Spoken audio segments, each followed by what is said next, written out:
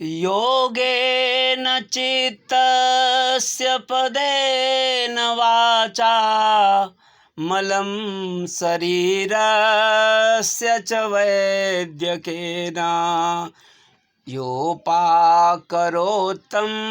प्रवरं मुनीनां पतञ्जलिं प्राञ्जलिरानतोऽस्मि।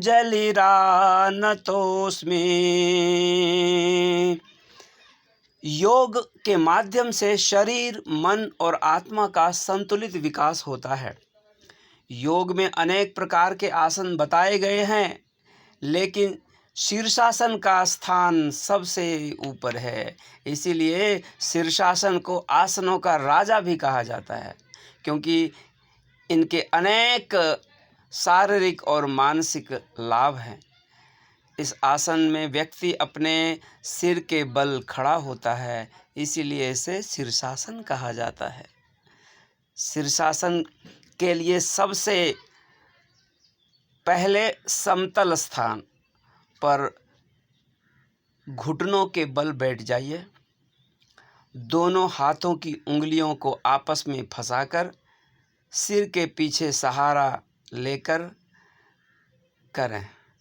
सिर के अग्रभाग को भूमि पर टिकाकर धीरे धीरे पैरों को ऊपर उठाइए और शरीर का पूरा भार सिर और भुजाओं पर संतुलित रखते हुए पैरों को सीधे ऊपर कर लीजिए। कुछ समय तक इसी अवस्था में रहे, धीरे धीरे वापस आए। शीर्षासन के अनेक लाभ हैं।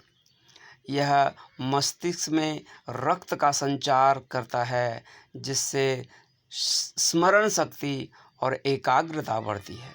यह आँखों, कानों, चेहरों के स्वास्थ्य के लिए बहुत ही लाभकारी माना जाता है। नियमित अभ्यास से तनाव, चिंता, मानसिक थकान भी कम होती है। यह शरीर के संतुलन को सुधारता है और स्नायुओं को मजबूत बनाता है।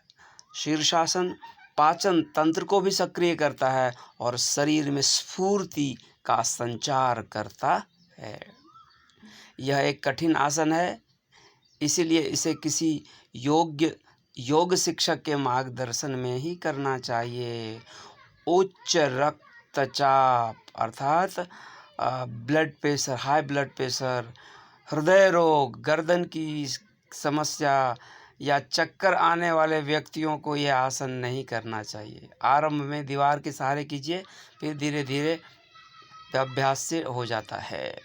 आसन बहुत ही लाभकारी है, क्योंकि यह शारीरिक स्वास्थ्य के साथ साथ मानसिक शक्ति और आत्मविश्वास को भी बढ़ाता है।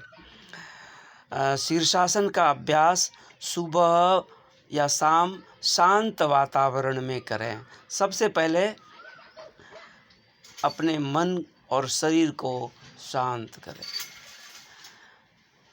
धीरे धीरे अभ्यास करने से आपको इसका संपूर्ण लाभ मिलने लगेगा। मानसिक स्वास्थ्य के लिए बहुत ही लाभकारी है। तनाव, चिंता, अशांति को कम करता है। यह आसन मन को शांत करता है, सकारात्मक विचार उत्पन्न करता है, आत्मविश्वास बढ़ाता है। व्यक्ति कठिन परिस्थितियों का सामना साहस के साथ कर पाता है। विद्यार्थियों के लिए यह बहुत ही उपयोगी है, क्योंकि इससे एकाग्रता बढ़ती है। अभ्यास करने से सब कुछ जीवन में संभव है। संसार में कोई भी व्यक्ति जन्म से विद्वान, कुशल और महान नहीं होता। निरंतर अभ्यास और प्रयास से व्यक्ति अपने लक्ष्य को प्राप्त कर लेता है। अभ्यास वह साधन है जो असंभव